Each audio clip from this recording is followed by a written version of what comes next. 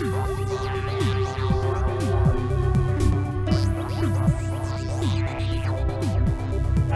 and welcome to another episode of Newsround on Woody's World of Wonders. Ta-da! I'm Munt and that's Woody. Hey, Monty. Hiya, mate, you all right? So first up today, let me just share. Hello and welcome. What's happened here? Just share this here, mate. Look, I don't know whether you've seen this, but we almost had a Tobey Maguire, Tom Holland, and Andrew Garfield crossover in the Spider-Man unit that they into the Spider-Verse movie. It was almost happened, confirmed today. See, this is what I've been saying. I think I said on a news thing before. I think we're going to get it on the next one. According to it, Chris Miller, they pitched it. It was part of the script, just a short scene. And Sony turned around and said, not yet. So they didn't say, no, we're not going to do it. They just said, we're going to do it. Yeah, of course they're going to do it. It's going to happen. They're definitely going to do it. I know that's only animated form, but I think whether it'll be Doctor Strange and the multiverse movie that opens everything up, yeah, or they do it their own little separate way at the end. It's going to happen in live action at some point as well. Yeah, it really is. It's going to. I mean, I'll be interested to see that Oscar Isaac will take on his role as Spider-Man 2099 again. Because I mean, he voiced him in the multiverse. But all we really want to see is a live-action Nick Cage as Spider-Man. What we really want. Cage. And talking of Nicolas Cage, but it's not going to be him. Even though there is a National Treasure 3 in the works being talked about. Yeah. News out today is Disney have confirmed that they're going to be doing a National Treasure TV series. What do you think of that one then, Mark? Well, as you say, that's highly unlikely to be Nicolas Cage. No, it'll be a younger. I'm sure, I remember I've seen like the first two movies. They're fun sorts of things and all that. I mean, they did that show, The Librarians, before, sort of thing, which was, had that sort of feel about. It'd be great. It'll be interesting to see who they're casting it, if it's anyone known. Really, if they're going to do a show like that, I don't think they're really going to do it off the back of a name.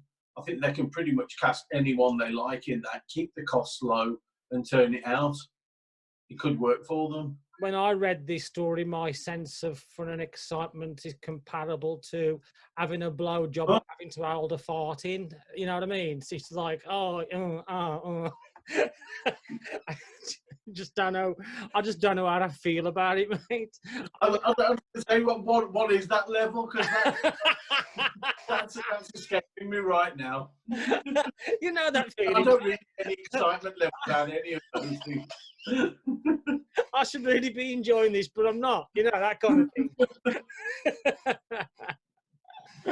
I mean, I'm all up for a National Treasure 3, but I'm just so nonplussed about this exciting news, mate. But the TV series. It's like some of the 80s sort of TV shows again, sort of thing. Yeah, it's just with that eking out ideas. I think what it does show is that we're on the precipice of Disney Plus churning shit just to get content on Disney Plus. That's what it feels like to me. Because they'll be disposable releases just to get stuff on there at times. Yeah. But at the same time, I mean, the Marvel shows that they're putting on there seem like sort of high quality content. I mean, they really are doing big budgets, bringing in big actors, people that you already know. I'm really looking forward to those shows. And The Mandalorian's the only thing that we've seen that they've really done so far. And that's just fantastic. So I can't really be as looked down on it as much as you're doing at the moment, because it's given me no reason to so far. No, but talking Disney Plus and talking Marvel, I woke up to this today. Where did this spring from? The Nick Fury story. I was just like, wow, where that's like, I don't know whether it's going to be. It's a bit vague, really, on what they're saying about it. But a Nick What Fury have? animated TV series, I wasn't. I mean, I read Oh, it's about going it. to be an animated show. Yeah, and it's dropping on the 15th of May, which is like next week, and there was no big build up to it. I hadn't heard about it before. It was all news to me. No, we normally got a fairly good ear to the news and everything, and no, that one's come out of the blue. And an animated show's got to have been worked on for a hell of a long time, really, as well.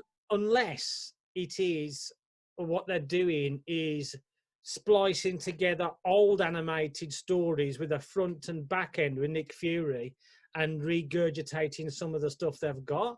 I mean, it's a bit vague on what's there, but we know What If is coming, and they made the announcement of that, but this just dropped out of the blue today. And like, whoa, yes, I'm excited for Yeah, this one. we heard stuff about like the Modoc show and things like that before, but never any. There's never been any whispering at all, really, of any Nick Fury show coming on. I mean, I thought they might do like an Agents of Sword type show that he might be involved in, but I really knew nothing about this coming. I'm quite looking forward to it again. Fantastic. I mean, it's something that's going to be new, and it's the Nick Fury of the MCU as well. So it's all going to be there. Yeah, the one thing I'd say is, yeah, obviously animated stuff, it's a lot easier to do during lockdown and everything. You don't have to worry about people being next to each other. You can be completely safe doing animated. So yeah, I could see an upturn in animated shows appearing at the moment. Yeah. And especially if they can do it computer graphic fairly quickly and keep turning them out, it could work really well for some of them. Maybe this was an idea they had for a later date, but it's been pushed forward because of not being able to do live stuff. Yeah, and they've knocked it together quickly. Yeah, I mean, but because it just push a lot of people on it. well, that's the thing, isn't it? With Disney Plus, they knew it was happening. They could have had loads and loads of stuff already and not dropped or anything, and it's there ready to go. Yeah, there could be a lot of people that maybe normally working on live action that they've just transferred over to working on certain things on animated. Which I wouldn't be surprised if What If comes earlier than anticipated as well now. Yeah, I could see that as well. Because they need Really, to do something. yeah, any of the animated type things could be pushed forward at the moment because they can throw workers at it. Because instead of laying people off, if they can transfer the skills into the animated world, doing production, editing, things like that, they can transfer the skills over there. They can help turn out the sort of animated things a lot quicker, and they don't have to worry about it. They're not held up because of actors and not being able to film and things like that. Well, it's not only the coronavirus that's going to cause the problem as regards filming, it's also scheduling of the movies. Because if they've pushed all the movies 6 months back and they want to tie in WandaVision and Falcon and Winter Soldier into the storylines that's happening as the screen on screen at the same time, they've got to hold them back as well, whether they're done or not. So they need that something to fill the space, because they're not going to churn out the series before the movie ties in properly, because it'll just be a disaster. If they want, as we've said, though, they do have a possibility maybe of getting some of their live schedule filming like picked up, really using that sort of Mandalorian, that 360 sort of CGI around as well. And if they've already filmed a lot of the outdoor stuff, maybe there's some of the stuff that they can just fix together with doing that. I mean, that could be one of the saving graces for things like Captain America, for Falcon and Winter Soldier, where they've done a lot of the filming, they've got bits left to do. If they can pick it up and do it in there, maybe they can stitch stuff together, maybe they can change around some production things and stuff like that. You never know what they're going to be able to do. One thing that Mandalorian has done is eliminated the scouring the planet for location shoots. And especially with what border controls are going to be like now for the next 2 to 3 years in certain countries, they ain't going to be able to go on and shoot in different locations anyway. So they could literally put any location they want to, and that it's amazing how effective that work is on Mandalorian. And until they showed us how they made it, I had no idea it was done like that. you wouldn't have had a clue. I never had a clue with it. I mean, I don't know if it will work for everything, but it'll work for a lot of things. It's great. And as you say, if you can cut down on just the amount of people that you have to fly to a location, you know, all of crews, sets, actors, everything like that, setting everything up. Okay, it's one huge cost to actually make that CGI surround sort of thing in the first place. But once you've done that, you can just film anywhere. You know, just put The thing is whatever. that cost realistically isn't as expensive as sending an entire crew to another country and another location for a period of a month to shoot 5 or 6 scenes. And that's No, what they do. once you've shelled out on that, once you've shelled out on it the once for like whatever it is, like massive tent or whatever sort of, you know, a giant sort of CGI tent sort of a thing. All you've got to do then is really the software stuff, then programming in the location around you. And you think about it, they've got there wasn't a single shot of the Mandalorian shot outdoors, so it opens the possibility they haven't got to wait for nighttime, they haven't got to wait for daytime, they haven't got to wait for weather, they haven't got to wait for any conditions. They can just roll. It's crazy. No, genuinely incredible that is. I mean, we've gone off on a little bit of a tangent there, but we can't help it. That's what we do because we talk shit all the time. Another story that's come out, one of your favourite actresses, Emily Blunt, along with one of your favourite actors after seeing, what was that film now with Mark Wahlberg and Falcon? We was talking about the other day, the Bay film. Oh, Christ, it's gone from my head. Oh, Crime and Punishment. I'm sorry. Pumping Iron. No, not Pumping Iron. That's Schwarzenegger. What was it called? We got all that. Anyway. Yeah, the good Michael Bay film. The good Michael Bay film in between the Transformers movies. So our friend, The Rock and Emily Blunt are doing a superhero movie. Is that genuine? I thought that was a joke. No, Ball and Chain. And the premise is they're on the verge of splitting up. A meteor hits the planet. It gives them special powers, but they special powers only work when they're together as a team. Oh, so kind of reverse of Hancock, where he got his sort of ex-partner, but they only got their powers when they were further apart. Yeah, it's the opposite direction. It's very similar to Hancock. You can't get away from that, but it seems all right. More disposable railway ship with a rock in it. They must have got on really well though to have have another film already together. Yeah, you know, I hope at least for the was it the Jungle Cruise movie when that eventually comes out. Yeah, I'm about as excited as a I think Emily Blunt's fantastic anyway. She's absolutely live, die, repeat. The Full Metal bitch. She's absolutely fantastic. That film is wonderful. I hate Tom Cruise, but that film is great.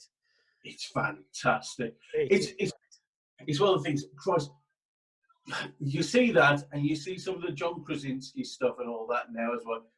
It keeps up. Oh, Fantastic Four! They'd be just brilliant in there. They'd just be fantastic as Sue Storm. But I think the way that Marvel are going to go, I think they're going to be too old because they want to have a Fantastic Four that's going to do at least 10, 15 years worth of life in it. And they're going to be too old if they want that.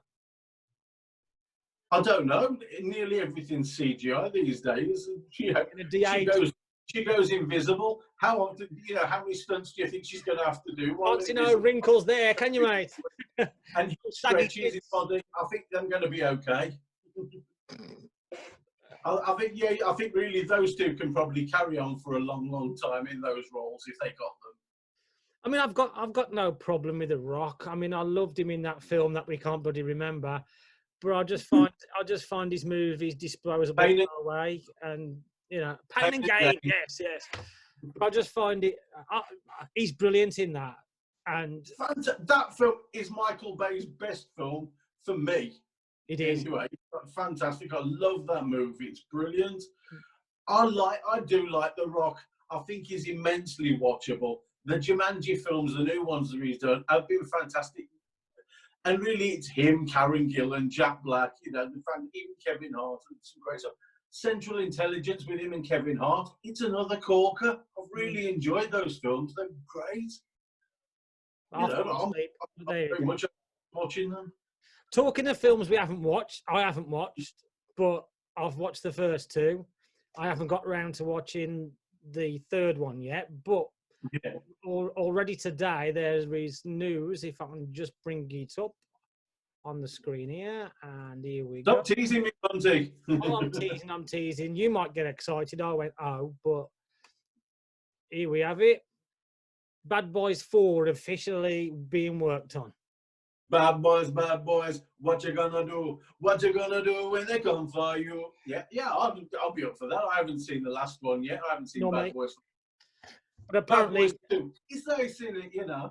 Apparently, they had such a good time and it worked really well. They want to do another one. What a shock! Actors want work. We made money. Let's do another film. Let's face it, though, the whole thing that sold the Bad Boys franchise as well. It's Nick Frost in Hot Fuzz. What? You ain't seen Bad Boys 2 yet? What?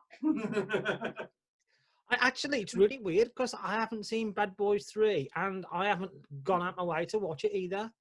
But it really does. I haven't seen it, but everything's kind of gone tits up and weird. And I think that's the biggest. Film that they've had this year so far at the box office. Because pretty much after that, everything's gone tits up. But I'm sure that is the biggest earner at the box office this year so far. It is. I mean, the last film I saw before everything went tits up was Birds of Prey, and I love that. And I had no inclination to go and see Bad Boys for Life. I just thought I'll just wait.